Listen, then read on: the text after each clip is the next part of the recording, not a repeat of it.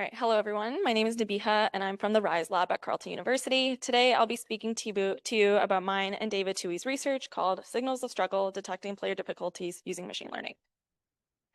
All right, so it's a no-brainer that many people have experienced some form of struggle while playing a game.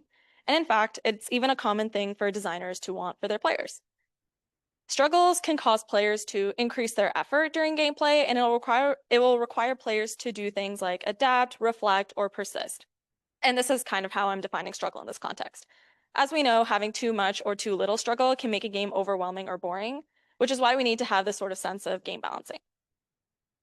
So beyond just acknowledging that a player is struggling with something, it would help to truly understand the nature of their struggle. And this is where CORGIES, which stands for the challenge originating from recent gameplay skill, comes in. So according to CORGIES, struggles can be seen as cognitive struggles. So this comes from difficulties in things like planning, memorizing, and multitasking in pursuit of a specific goal. So for example, in a racing game, this might look like a time when the player didn't understand when or how to drift through sharp corners. Another type of struggle we can have is performative. So this can come from difficulties in executing known actions. So whether that's rapidly or precisely. So in the racing game example, again, we can use the concept of drifting once more. And so in this sense, the player knows that drifting is something they can do and they know the controls for doing it, but maybe they're just starting too early or they're not holding the button down long enough to activate it. And so given this information, my research objective is to answer this question, which says, given telemetry data of a player's actions, can we detect if a player is struggling, and if so, determine the type? And just to preface, this research is not something that can be easily replicated, especially since different games will have their own systems and mechanics. This is more so showing a proof of concept that this type of detection is possible and that there's a lot of value in being able to detect these things. Because for instance, if someone is facing a cognitive struggle, maybe a designer would want to display a custom pop-up that tells the player what they should be doing. Alternatively, for a performative struggle, the designer might want to display a custom quest that would teach the player how to be better at the mechanics that they're having a hard time with. So this research opens the door to the possibility of having custom interventions in place when there is a struggle.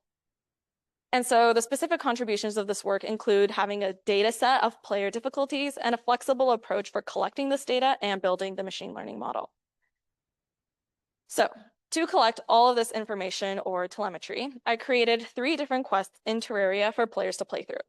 Doing so allows me to have a variety of different types of mechanics to focus on, such as gathering, combat, and crafting. And we can also see how struggle can manifest differently depending on the context that the player is being put in. And so for each quest, there are telemetry logs being recorded in the background. It's capturing things like the quest status, their movement, and things that are in their inventory. So this is being recorded at 60 entries per second for up to 36,000 entries per quest, since the player plays each quest for 10 minutes.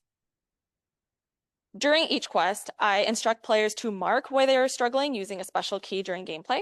This then adds a marker into the footage that they review afterwards in order to specify the details of their struggle, such as how long they were struggling for and what type of struggle they were experiencing in that moment. Then all of this data is combined and fed through a random forest classifier. And there were 11 different ways that I explored aggregating the data and pre-processing. So for instance, I'm having different sizes of sliding windows, and then this is measured against the 3 quests that I mentioned earlier. And then this is measured against each classification task. So the first one being whether or not there's a struggle in the first place, and then if there is, what type of struggle it is. So this leads us to producing 66 experiments for this research, each producing an AUC value, which we use since it has a stronger representation of both model sensitivity and specificity. And in terms of the result of the study, you'll have to find out during the poster session later today. You can come find me there to ask questions and learn more about the details of this research, including, more the details how I'm pre-processing my data, some of the limitations, and the future work. I hope to see you there, and thank you for listening.